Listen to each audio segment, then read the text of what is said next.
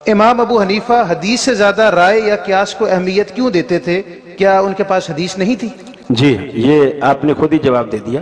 حدیث بہت ہی کم تھی۔ جی یہ آپ نے خود ہی جواب دے دیا،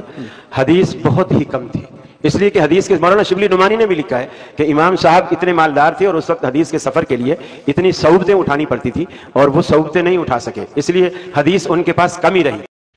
نحمد و نصلی علی رسول الکریم، اما بعد۔ حافظ صاحب کی یہ ویڈیو موصول ہوئی، بڑا ہی دکھ اور افسوس ہوا۔ میں عموماً اہل حدیث حضرات کے بارے میں کوئی ویڈیو نہیں بناتا ہوں، کیونکہ جہاں تک ہو سکتا ہے مجھ سے اہل حدیث حضرات ہو گئے یا بریلوی مکتب فکر والے ہو گئے، میں ان کے خلاف کوئی ویڈیو نہیں بناتا ہوں، کیونکہ میرا طریقہ کار ایسا ہے کہ میں جو خصوصاً اسلام سے ٹکرانے والے عقائد، یعنی اصول اسلام سے ٹکرانے والے جتنے فرق ہیں، میں ان کے خلاف تقریباً ویڈیو میں کام کرتا ہوں، جس میں اعلی تشیع روافظ وغیرہ ہو گئے یا قادیانی ہو گئے یا دیگر ایسے لوگ جن کا جمہور کے عقائد کے خلاف عقائد ہوں، اس قسم کے لوگوں کے خلاف میں ویڈیو پر کام کرتا ہوں۔ لیکن خیر، یہ حافظ صاحب کی ویڈیو جس میں آئی اور اس کے یہ حافظ صاحب کی ویڈیو کسی نے بھیجی اور اس کے اندر مجھ سے رائے طلب کی اور امام اعظم کے بارے میں ان نے کہا کہ امام اعظم ابو حنیفہ علم حدیث نہیں جانتے تھے، تو دیکھیں یہ دھوکہ ہے، سراسر دھوکہ ہے،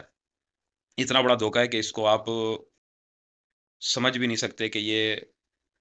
کس طرح سے جو ہے نا عام لوگوں کو جو ہے نا دھوکہ دیا جاتا ہے۔ تو اس طریقے کی دو نمبری جو ہے نا یہ صحیح نہیں ہے۔ آپ وہ کوئی بھی کرے گا مسلک والا تو ہم اس کے خلاف کھڑے ہوں گے، وہ کسی کے بارے میں بھی ہو۔ اگر وہ اعلی حدیث کے کسی معتبر شخص کے بارے میں بات کرے گا غلط تو ہم اس کے اوپر بھی جواب دیں گے۔ اور یہاں پر تو امام اعظم ابو حنیفہ کی بات ہے، تو امام اعظم ابو حنیفہ جو ہیں ان کو تو غیر آدمی کی تنقید سے کوئی فرق نہیں پڑتا ہے۔ یہ حافظ صاحب کی اتنی اوقات اور حیثیت تو نہیں ہے کہ یہ امام اعظم ابو حنیفہ کو کہیں کہ امام اعظم حدیث نہیں جانتے تھے۔ امام اعظم ابو حنیفہ کے علم حدیث پر جو شہادتیں ہیں وہ شہادت امام بخاری کے اساتذہ، امام احمد بن حنبل کے اساتذہ کی ہیں، جس کے اندر عبد الرحمن مقری بھی مشہور ہیں کہ وہ امام اعظم ابو حنیفہ کو شہنشاہ فی الحدیث کہتے ہیں۔ اسی طرح امام الذہبی، امام عبد البر اور امام عبداللہ بن مبارک ہو گئے، ان کی، اور ان کو یہاں تک کہ امام ابن تیمیہ نے بھی امام اعظم کو جو ہے نا علم حدیث کا حامل اور مجتہد فی الحدیث مانا ہے۔ اور امام مسعود تو یہاں تک کہتے ہیں کہ طلبت مع ابی حنیفہ علم الحدیث فغلبنا، کہ میں نے امام اعظم ابو حنیفہ کے ساتھ علم حدیث طلب کرنا، حاصل کرنا شروع کیا، طالب علم حدیث کی شروع کی، تو امام اعظم ابو حنیفہ ہم پر علم حدیث میں غالب آ گئے۔ اور امام مسعود کون ہے؟ یہ ان سے کوئی پوچھے کہ امام مسعود کس کو کہا جاتا ہے، یہ امام مسعود کون تھے، حدیث کے اندر کیا مقام اور مرتبہ رکھتے تھے۔ اسی طرح یہ کہہ رہے ہیں کہ امام اعظم ابو حنیفہ نے علم حدیث کے لیے سفر نہیں کیے، تو سب سے پہلے نمبر پر امام اعظم ابو حنیفہ کے علمی سفر موجود ہیں،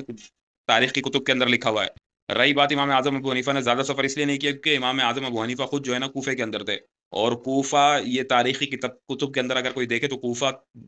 ایسی جگہ تھی جہاں پر سب سے زیادہ صحابہ اور بڑے بڑے محدث صحابہ وہ ادھر ہی موجود تھے، اور بڑے بڑے محدثین کوفہ میں ہی تھے، تو امام اعظم کو تو کہیں حدیث لینے کے لیے جانے کی ضرورت ہی نہیں تھی۔ خود امام اعظم ابو حنیفہ صحابہ کے شاگرد ہیں، اور خطیب ابو بکر بغدادی خود اس بات